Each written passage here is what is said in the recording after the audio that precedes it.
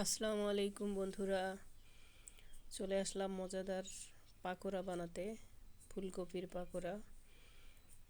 প্রথমে আমি ফুলকপিগুলো সুন্দর করে কেটে কেটে নিচ্ছি, নিয়ে পানিতে ভিজিয়ে রাখছি একটু কিছু সময়।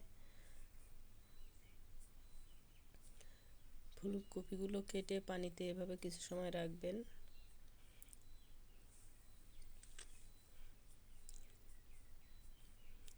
তারপর সবগুলা কাটা হয়ে গেলে আমি এটাকে একটু ভালোভাবে ধুয়ে গরম জলে সিদ্ধ দিব। আমি চুলায় কড়াই বসাই দিলাম, তার মধ্যে পানি দিলাম। পানির মধ্যে এখন ফুলকপিগুলো দিব, দিয়ে মোটামুটি একটু সিদ্ধ করব।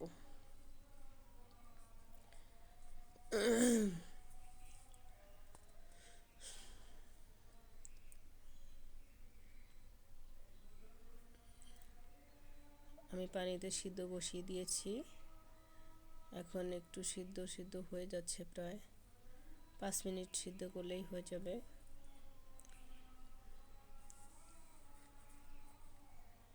সিদ্ধ হয়ে গেছে, এবার আমি পানি থেকে তুলে নেব।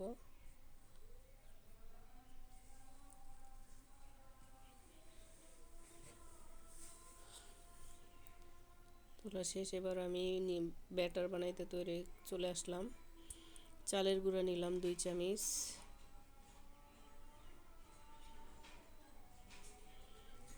তারপরে একটু কর্নফ্লাওয়ার,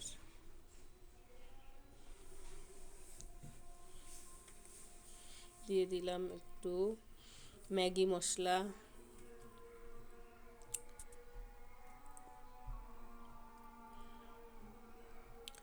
এখানে আছে ধনিয়া গুঁড়া, মরিচের গুঁড়া, লবণের গুঁড়া, জিরা, লবণ স্বাদ মতো, আর ধনে পাতা।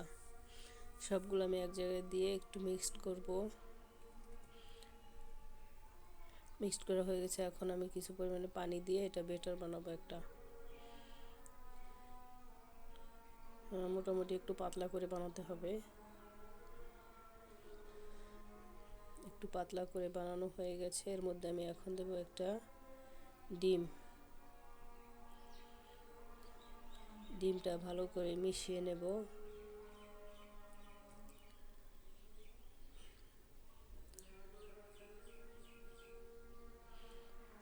মেশানো হয়ে গেছে, এবার আমি চুলায় কড়াইটা দিয়ে দেব। কড়াইয়ের মধ্যে কিছু তেল দেব, মোটামুটি একটু বেশি করেই তেল দিতে হবে যাতে পাকোড়াগুলো ডুবে যায়। পাকোড়াগুলো আমি দিয়ে দিলাম আটার মধ্যে ডুবিয়ে, তারপরে আমি তেলের মধ্যে দিয়ে দিলাম।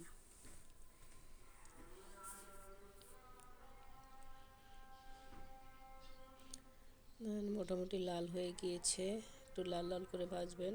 আমার তো ফুলকপি তো মোটামুটি সিদ্ধই আছে, আর বেশি সিদ্ধ করতে হবে না, শুধু একটু লাল লাল করে ভাজা। এই যে দেখেন, ভাজা হয়ে গেছে।